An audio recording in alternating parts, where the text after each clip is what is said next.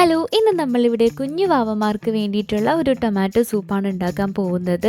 അതിന് വേണ്ടി ഞാനൊരു ചെറിയ തക്കാളി എടുത്തിട്ടുണ്ട്, പിന്നെ ഒരു ചെറിയ സവാളയും 2 വെളുത്തുള്ളിയും എടുത്തിട്ടുണ്ട്. ഈ ഇൻഗ്രീഡിയൻസ് ഒക്കെ നമുക്ക് ചെറുതായി കട്ട് ചെയ്തെടുക്കാം. പിന്നെ വീട്ടിൽ പിടിച്ച തക്കാളി ആയതുകൊണ്ടാണ് തൊലി കളയാത്തത്, അല്ലെങ്കിൽ നമ്മൾ തൊലി കളഞ്ഞിട്ട് വേണം യൂസ് ചെയ്യാനായിട്ട്.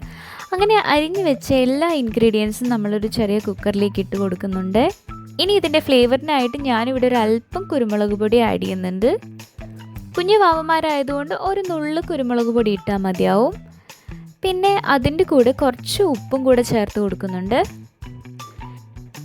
ഇതിലേക്ക് ഞാൻ ആവശ്യത്തിന് വെള്ളം ചേർത്ത് കൊടുക്കുന്നുണ്ട്. ഇനി കുക്കറിൻ്റെ മൂടിയൊക്കെ ഒന്ന് വെച്ച് അടച്ച് ഒരു 4 വിസിൽ കേൾക്കുന്നവരെ നമുക്കിത് വേവിച്ചെടുക്കാം.